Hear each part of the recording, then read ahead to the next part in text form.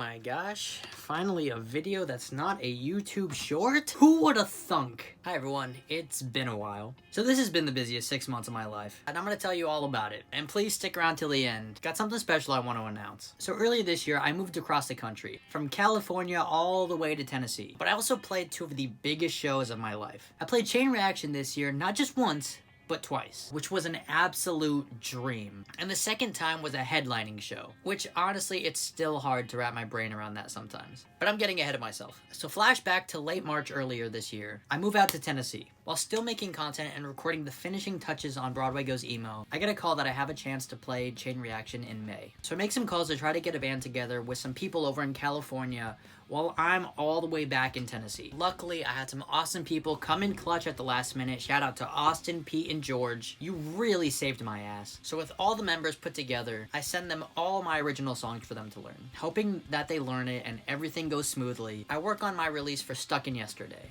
which came out 9 days before we played. So I fly out a week before the show to spend time with my friends, family, and to practice for the show. Then we play the show, and it goes fantastic. Still the best show I've ever played in my opinion. Then I fly back and finish working on Broadway Goes Emo. Still making content, and then I finish Broadway Goes Emo. I release that, and then I get another call for the opportunity to headline Chain Reaction. And of course I say yes. And then a few months later in August, I fly back to California, spend almost 2 weeks there this time. We make a longer set and I add one more original song and we add a bunch of covers to play. But we spend the exact same amount of time practicing for this set as we did the last one. And I felt like we had everything down pretty well. And then the day of the show, I'm excited, I'm ready, but I forgot to mention all of those days during practice, the guitar that I was using had a loose input jack. So I had to tape the cable to the guitar so that it didn't fall out. So I was planning on doing that the day of the show and we can just continue on. But something happened. I put so much tape on that guitar and it didn't matter. It just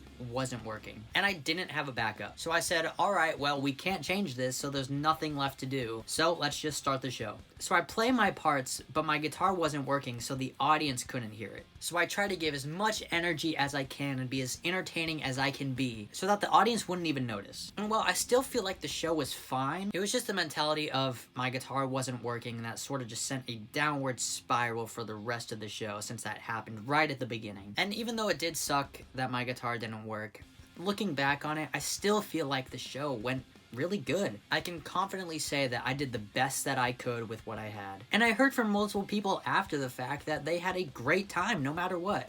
Now, some people didn't even notice that my guitar wasn't working. So regardless, it was a good show. And when I got back, I took a few things home with me. I took lessons that I could learn. Number 1, always have a backup guitar. And number 2, no matter what happens, just enjoy yourself and have a good time. And I want to write more songs that the audience enjoys. So after that, I told myself that I was going to be taking a break from live shows for a little bit. But there was one big thing that happened at every single live show. I would play songs from the old band that I was in, Follow the Void. And since I was playing under the name Dillon Divoid, people would try to look up the songs that I was playing and wouldn't be able to find it. And then I would have to explain to them that, oh, these are songs from my old band, Follow the Void, and that it's under there. Well, not anymore. For those of you that have been around for a while, you've already heard these songs. And if you've seen me live, you've already heard these songs too. But I re-recorded the best songs off Salvaged. And I'm putting them on an EP under my name. And looking back at that album, I've grown a lot as a musician, producer, and songwriter. And I love those songs, but I hate the quality of those recordings. So